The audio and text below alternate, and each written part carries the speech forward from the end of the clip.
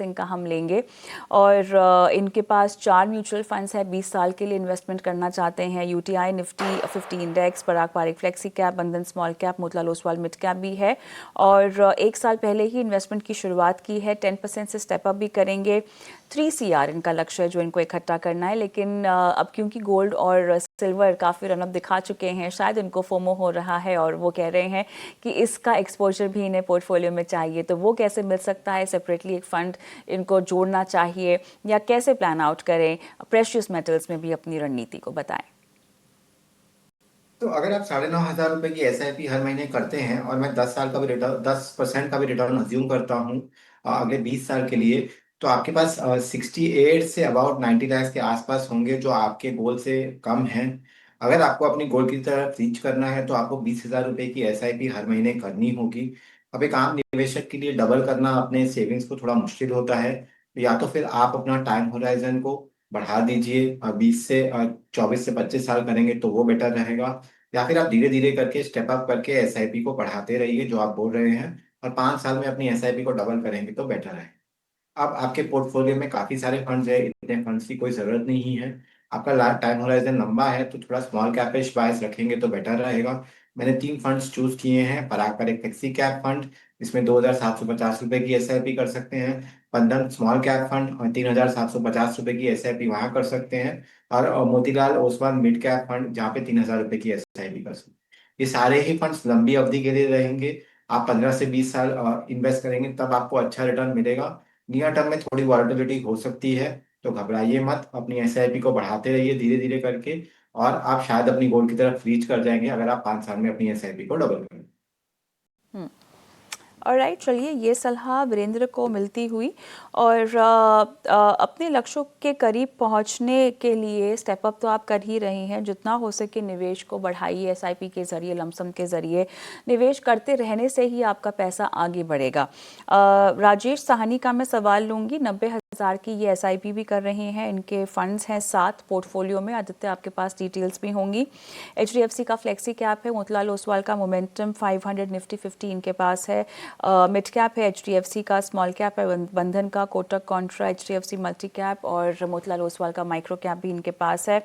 अच्छा, इनका सवाल बहुत इंटरेस्टिंग है। इनको अपने बच्चों के भविष्य को सुरक्षित करना है तो उसको लेके जोड़ने हैं पैसे। 30,000 का एक और इन्वेस्टमेंट करना चाहते हैं तो नया फंड खरीदें या उसी में ही अपने पैसों को विभाजित करें, ये भी इनका सवाल है। 1 CR चाहिए बेटी की शादी के लिए और उसके बाद बाकी का पैसा ये कह रहे हैं कि निवेशित रहेगा, लेकिन उससे 8 से 10 साल के बाद सारी एसआईपीज जो हैं वो बंद हो जाएंगी। एचडीएफसी मिड कैप में ये कंटिन्यू करेंगे एसआईपी अपने बच्चों के लिए। बताइएगा आदित्य।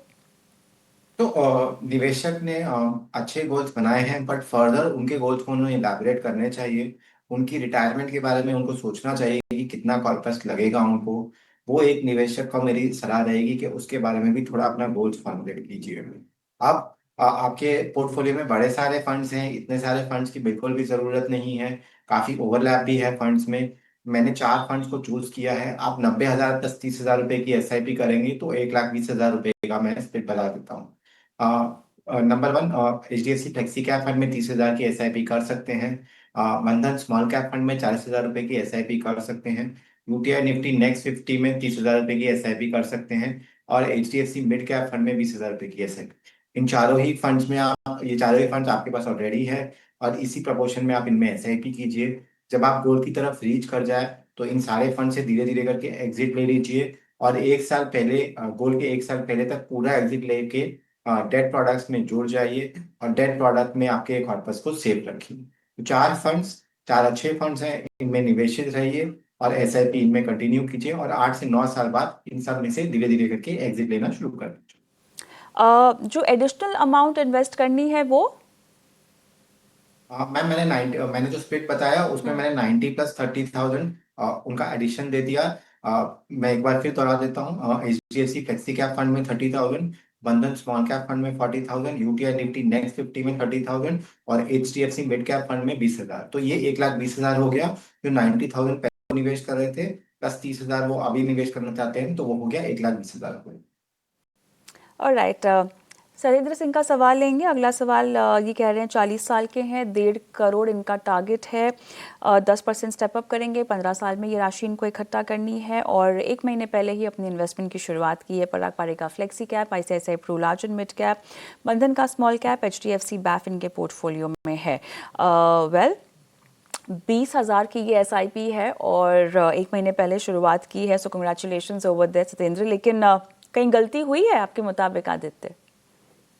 तो अगर आप 20,000 रुपए की एसआईपी करेंगे और आपका टाइम होराइजन 15 साल का है, 10 से 12% का भी रिटर्न अज्यूम कर लेते हैं, तो 83 लाख से 1 CR के आसपास आपको कॉर्पस मिलेगा, जो आपके कॉर्पस, जो 1.5 करोड़ का कॉर्पस आप चाहते हैं उससे कम है।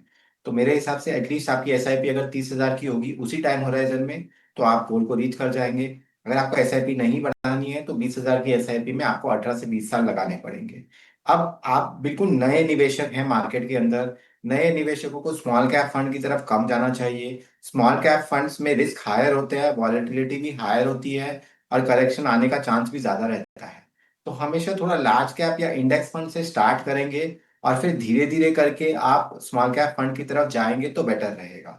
अभी मैंने 3 फंड सजेस्ट किए जो आपके पोर्टफोलियो में ऑलरेडी है। पराग पार एक फ्लेक्सी कैप फंड में 10,000 रुपए डालिए, बंधन स्मॉल कैप फंड में 5,000 रुपए डालिए और कोटक मिड कैप फंड में 5,000 रुपए डालिए। धीरे धीरे करके एक साल में जब आपको वॉलेटिलिटी समझ में आ जाएगी तो आप पराग पार फ्लेक्सी कैप में रिड्यूस करके 5,000 डाल सकते हैं और बंधन स्मॉल कैप फंड में 10,000 और कोटक मिड कैप फंड में 5,000 जाएगी। ध्यान रखिए, स्टार्टिंग में मार्केट की वॉलेटिलिटी समझने में टाइम लगता है और जैसे आप मैच्योर होते जाते हैं वैसे वैसे आप रिस्की प्रोडक्ट्स की तरफ जा सकते हैं। अभी फॉर द टाइमिंग धीरे धीरे करके ग्लाइड स्लोप की तरफ कैप से स्मॉल कैप मिड कैप की तरफ जाएगी। और राइट, एक और सवाल लेंगे अनिरुद्ध का। और एसबीआई एनर्जी 5,000, कोटक क्वांट के स्मॉल कैप में 5,000, इनमें ये एसआईपी कर रहे हैं, तो वो सही है या नहीं? 1 CR इन 10 years। अनिरुद्ध, मैं नहीं जानती कि आपने इसके अलावा भी कोई पोर्टफोलियो में फ़ंड डाल रखे हैं या नहीं, बट अगर आप ये शुरुआती फंड्स हैं तो आदित्य बहुत रिस्क ले लिया है इन्होंने शुरुआत में ही। बिल्कुल।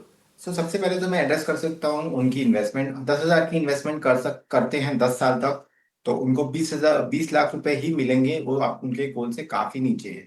अगर उनको 10 साल के अंदर 1 करोड़ रुपए चाहिए तो उनको मिनिमम 30 से 35 हजार रुपए की एसआईपी करनी होगी, जो एक आम निवेशक के लिए ट्रिपल करना थोड़ा मुश्किल होता है। तो इसका सिर्फ एक ही सोल्यूशन है कि वो टाइम होराइजन को मिनिमम 15 से 18 साल करेंगे इसी एसआईपी के ऊपर, तो वो गोल को रीच कर जाएंगे। अब दूसरी जो बड़ा रिस्क उन्होंने पोर्टफोलियो के अंदर दिया है, स्टार्टिंग में ही अब उन्होंने सेक्टोरल फंड में इन्वेस्ट कर दिया है। सेक्टोरल फंड हाईली रिस्की होते हैं और एवरेज रिटेल इन्वेस्टर्स को वहां पे इन्वेस्ट नहीं करना चाहिए।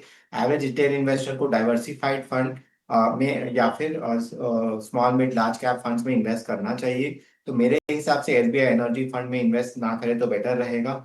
आपके ही एक फंड मैं उठा रहा हूँ और एक और फंड दे रहा हूँ, और उन दोनों फंड में इन्वेस्ट करेंगे तो बेटर रहेगा। और आप पहले फ्लेक्सी कैप फंड में 5,000 कीजिए, क्वांट स्मॉल कैप फंड में इन्वेस्ट कीजिए।